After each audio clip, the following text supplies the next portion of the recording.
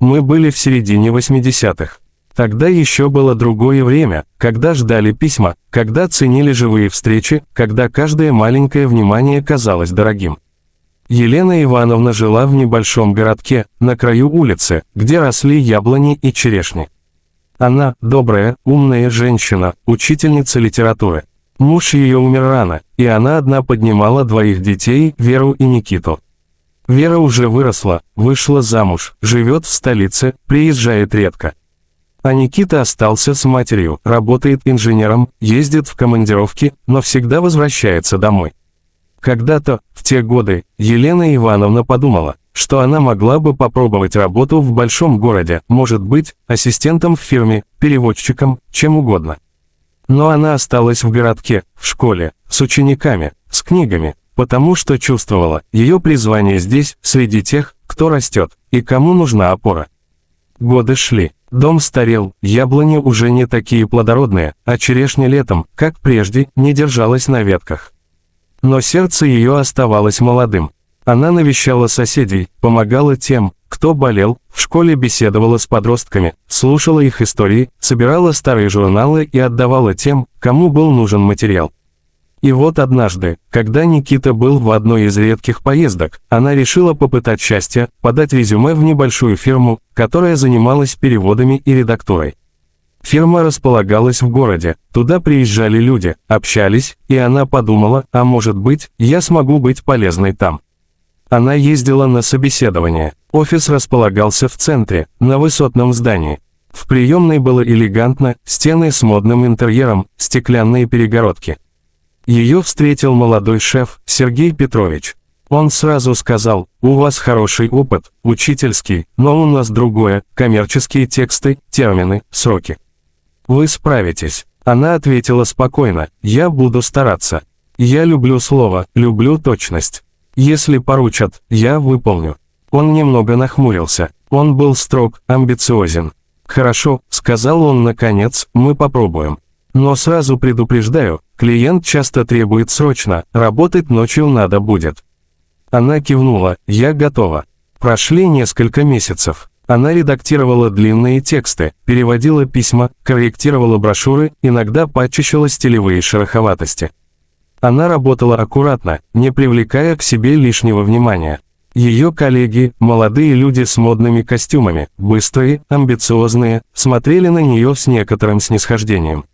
Кто-то шептал, что она уже не та, кто-то улыбался, говоря: «Ну, бабушка, ты справишься».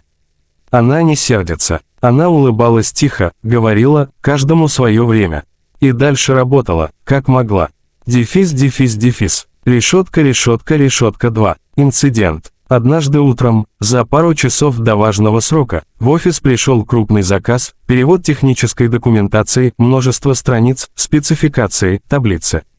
Молодые коллеги подняли шум, это невозможно выполнить за ночь. Некоторые отказались. Сергей Петрович, шеф, собрал их всех. «Это наш шанс», — сказал он резко, — «клиент обещает долгосрочный контракт. Это большой доход». Он раздал задание. И, когда очередь дошла до Елены Ивановны, он сказал: «Елена, ты, раз уж у нас тут, старшая, возьмешься». Она тихо ответила: «Если мне дадут все материалы, я попробую». Он посмотрел на нее и четко произнес: «Звездочка, звездочка, если ты такая умная, сделай сама. Звездочка, звездочка». Эти слова прозвучали, как удар. Тишина повисла на несколько секунд. Молодые люди замерли. Кто-то отложил ручку, кто-то поднял глаза. Она стояла, слушая это. В сердце ее не гнев, а тихое сожаление. Но она не крикнула в ответ. Она просто повернулась, взяла папку с документами и вышла из кабинета. Молодые глаза смотрели на нее, шеф остался без словаря. Она ушла тихо, словно тень. Без громких слов, без скандала. Остался шеф, он стоял, с открытым ртом, и не знал, что сказать. Коллеги зашептались. Некоторые почувствовали, что он перешел границу. Дефис, дефис, дефис. Решетка, решетка, решетка 3. Пауза, обдумывание. Я хочу остановиться здесь на мгновение. Сделайте паузу в своем дыхании. Почувствуйте, как звучат слова: «Если ты такая умная, сделай сама». В этих словах не просто вызов. В них пренебрежение и попытка унизить. И в ответ уход не враждебный, а достоинственный. Это маленький эпизод, но вот что важно, не каждый момент требует ответа. Иногда тишина и уход говорят громче словаря. Елена Ивановна не ушла навсегда. Она ушла, чтобы подумать, чтобы обрести пространство, чтобы понять, как поступить дальше. Она вернулась домой. В тишине ее квартиры, старые фотографии, запах книг, шелест страниц. Она села за стол, открыла окно, летнее утро светлое, листья тихо шуршат. Старые книги на полках напомнили ей, всякая душа бесценна.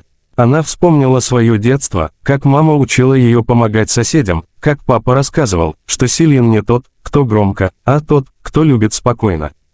И тогда она решила, она будет действовать по-другому. Без унижений, без горечи. Она подготовила письмо Сергею Петровичу. Спокойное письмо, без обвинений, без крика. Она написала: «Больше чем, уважаемый Сергей Петрович. Больше чем вчерашние слова ранили, но я понимаю, в спешке люди могут лукавить.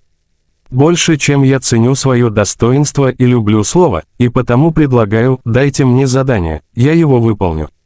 Но давайте уважать друг друга. Если для вас я слишком умная, это ваш выбор, не мой. С уважением. Больше чем Елена Ивановна». Она подписала и отослала письмо. Дальше ждали. Дефис, дефис, дефис. Решетка, решетка, решетка, Айви. В кафе, в ресторане, маленький эпизод. Позвольте мне сейчас представить сцену, она принадлежит не тому офису, но отражает сердце этой истории. Представьте, ресторан, утренний час, когда свет мягок, когда сквозь окна льется ясный день. У окна за столиком сидит пожилая женщина, в хорошей одежде, с жемчужным ожерельем, благородным выражением лица. Перед ней бокал воды, меню. С ней мужчина в костюме, возможно, ее сын. Официантка, молодая девушка, с легким волнением. Она подходит, берет заказ. Пожилая женщина, с улыбкой, но голос ее тихий. Она просит: «Можно, пожалуйста, чай, чуть теплая вода и пирожное». Мужчина, чуть напряжен, улыбается официантке. Вдалеке сидит женщина, взгляд ее скользит, как будто она наблюдает сцену, сочувствует. Эта сцена, как образ жизни, тихие жесты, маленькие просьбы, ожидание доброты. Я вижу, как женщина за столом слегка переживает, не любит отвлекать, но нуждается в заботе. И в этот момент официантка немного волнуется, впервые работает в хорошем ресторане, хочет сделать все безупречно. Она говорит: «Извините, пожалуйста, чай будет через минуту». Пожилая женщина кивает. Мужчина улыбается: «Спасибо вам». Женщина вдалеке наблюдает, видно, что она чувствует, здесь сердце просится быть добрым. Когда официантка приносит чай и пирожное, она волнуется, дрожит чуть рукой, боится пролить. Пожилая женщина говорит мягко: «Все хорошо, дорогая, не спешите, я вас понимаю, у меня когда-то тоже жизнь была непростой». И она улыбается, искренняя улыбка, та, что идет из души.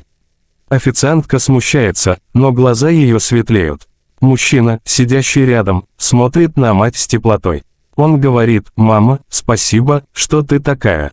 Та женщина вдалеке просто смотрит, как будто ее сердце радуется этому тихому диалогу. Этот образ я держу в сознании, когда представляю, как поступят герои моей истории.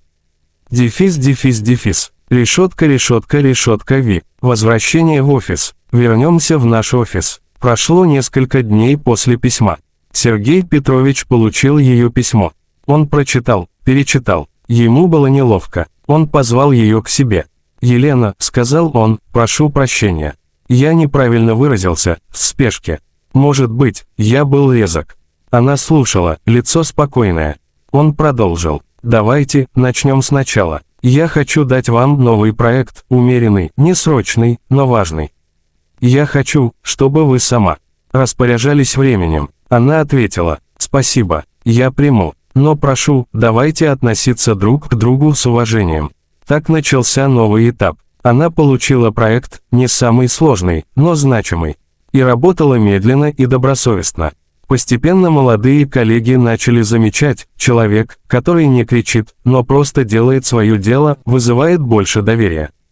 Она не пыталась быть лучшей, она была собой, точной, аккуратной, вдумчивой. Однажды вечером, после того, как проект завершился, шеф сказал: «Елена, вы – наше открытие года. Я понимаю, что недооценил вас. Извините». Она ответила тихо, но тепло: «Благодарю вас. Главное, мы поняли друг друга». И вот что через некоторое время случилось. Клиент, получив ее текст, прислал благодарственное письмо, отметив стиль, точность, глубину. И предложил сотрудничество на длительный срок. Это был поворот. С этого момента ее положение в фирме изменилось, ее уважали, к ней прислушивались. Но самое главное, внутри нее самоуважение осталось нетронутым. Дефис, дефис, дефис. Решетка, решетка, решетка, VI. Люди, жизнь, мудрость. Позвольте мне теперь поговорить не о событиях, а о том, что остается. О том, что может коснуться каждого из нас. 1. Звездочка, звездочка, слова ранят. Звездочка, звездочка. Никогда не думайте, что резкий комментарий – это просто. Он может задеть, вызвать боль. И часто тот, кто говорит, не думает о последствиях. 2. Звездочка, звездочка, тишина тоже ответ. Звездочка, звездочка. Нередко в ситуации несправедливости достойный уход или молчаливое расстояние сильнее любого упрека. 3. Звездочка, звездочка, письмо, мост, а не меч. Звездочка, звездочка. Когда вы обращаетесь к человеку с уважением, даже после обиды, вы показываете: «Я не разрушитель, я созидатель». Письмо может быть способом восстановить диалог, не унижая себя. 4. Звездочка, звездочка, жизнь – это маленькие сцены. Звездочка, звездочка. Как в нашем образе ресторана, маленький жест, мягкая улыбка, тихая поддержка, они значат больше, чем грандиозные подвиги. 5. Звездочка, звездочка, возраст – не помеха быть нужным. Звездочка, звездочка. Елена Ивановна, хотя уже не молода, не оставила себя и не сдалась. Она нашла свою дорогу, даже когда ее хотели прижать. 6. Звездочка, звездочка, доброта, вечно. Звездочка, звездочка. В ее работе, в ее общении с учениками, с соседями, все это было нитями доброты, которые не рвутся временем. Дефис, дефис, дефис. Решетка, решетка, решетка 7. Эпилог, спустя годы. Прошли годы. Елена Ивановна уже на пенсии, по официальному статусу. Но она продолжает работать, да просто потому, что любит. В городке новая школа. Вечером она идет туда, ведет клуб литературы, принимает учеников, устраивает вечера рассказов. Никита, ее сын, сделал карьеру, женат, привез в город внуков. Он часто привозит мать в ресторан, тот же, где она однажды стала персонажем той маленькой сцены. В них уже знакомые лица, она садится за то же окно, заказывает чай и пирожное. Официантка уже взрослая, улыбается. «Мама», — говорит Никита, — «ты расскажешь мне, как ты тогда ушла от того шефа?» Почему не изумилась, не закричала? Она чуть улыбается, глядя на чашку. Потому что я понимала, в жизни нужно сохранять свое лицо. Можно уступить, не значит сломаться.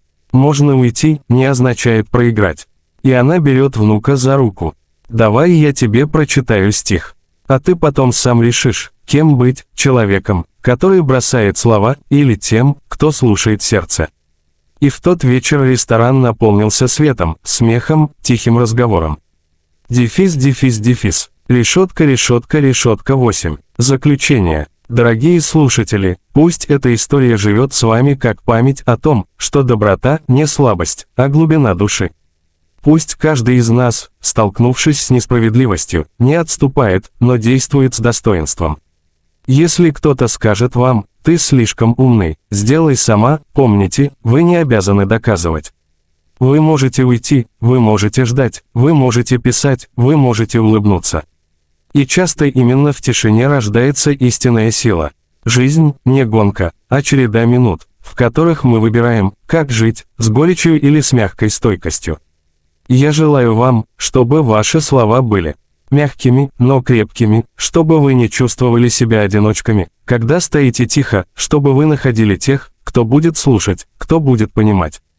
И пусть эта история напомнит: возраст – не предел, сердце не устаревает, а доброта не стареет.